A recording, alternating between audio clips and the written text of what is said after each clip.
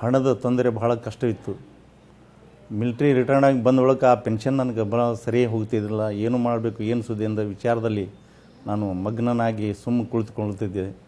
ಆನಂತರ ಹೀಗೆ ತಿರುಗಾಡ್ಕೊತ ಬಂದ ತಕ್ಷಣ ರೇಣುಕಾ ಶುಗರ್ ಫ್ಯಾಕ್ಟ್ರಿಯಲ್ಲಿ ಸೆಕ್ಯೂರಿಟಿ ಆಫೀಸರ್ ಅಂತ ನೌಕರಿಯಲ್ಲಿ ಸೇರಿಕೊಂಡೆ. ಆನಂತರ ಸ್ವಲ್ಪ ಸುಧಾರಣೆ ಆದೆ. ಆವಾಗ ವಾಸ್ತವ ಪ್ರಕಾರ ಹಿಡಿದ ತಕ್ಷಣ ಅವರು ನಮಗೆ ಸರಳ ವಾಸ್ತವ ಕರೆಕ್ಟ್ ಹೇಳಿದ ತಕ್ಷಣ ನಮಗೆಲ್ಲ ಅವ್ರು ಯಾವ ಪ್ರಕಾರ ಹೇಳಿದ್ರೆ ಆ ಪ್ರಕಾರ ನಾವು ಮಾಡ್ಕೊತ ಬಂದೆ. ಅದಕ್ಕೆ ಮುಂಚೆ ಪೆನ್ಷನ್ ಮೇಲೆ ಮಾಡ್ಬೇಕಾದ್ರೆ ನಮ್ಗೆ ಏನೂ ಸಾಧ್ಯವಿದ್ದಿಲ್ಲ.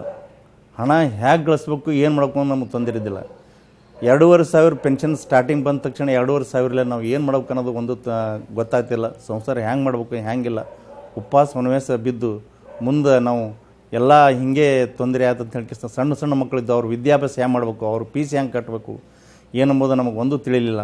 ಹಾಗೆ ದುಡ್ಕೋತ ಬಂದ ತಕ್ಷಣ ಮುಂದೆ ಇರ್ತಿರ್ತಾ ಪೆನ್ಷನ ಮತ್ತು ನಮ್ಮ ಅದನ್ನು ಪೆನ್ಷನ್ನು ಜಾಸ್ತಿ ಹಾಕೋತ ಬಂತು. ಮೇಲಾಗಿ ನಾನು ಸರ್ವಿಸ್ ಮೇಲೆ ಸೇರಿಕೊಂಡೆ. ತೋಟದ ಇನ್ಕಮ್ ಏನೂ ಬರ್ತಿದ್ದಿಲ್ಲ. ಮೇಲಾಗಿ ನಮ್ಮ ಪೆನ್ಷನ್ಲಿಂದ ಏನೂ ಸಾಲ್ತಾ ಇದ್ದಿಲ್ಲ. ಮಕ್ಕಳು ಸಣ್ಣ ಹುಡುಗರಿದ್ದು ಅವರು ಏನು ಸಮಸ್ಯೆ ಅಂತಂದ್ರೆ ಅವರು ಕೆಲಸಕ್ಕೆ ಹೋಗ್ತಾ ಇದ್ದಿಲ್ಲ. ಹೀಗಾಗಿ ಒಂದು ಒಪ್ಪತ್ತಿನ ಊಟಕ್ಕೆ ನಾವು ಭಾಳ ಪರಿಸ್ಥಿತಿ ಇದ್ದೆವು.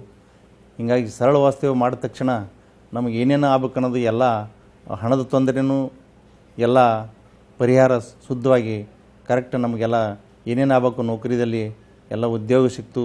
ಆಯಿತು, ಮಕ್ಕಳನ್ನು ವಿದ್ಯಾಭ್ಯಾಸನ ಮುಗೀತು. ಹಣದ ತೊಂದರೆ ದೂರ ಆಯಿತು. ವಾಸ್ತವ ಪ್ರಕಾರ ಮಾಡಿದ ತಕ್ಷಣ ನಮಗೆ ಅದು ಹಣದ ತೊಂದರೆ ದೂರ ಆಗಿರ್ತದೆ. ಈಗ ಸುಖದಿಂದಿದ್ದೇವೆ ನಾವು.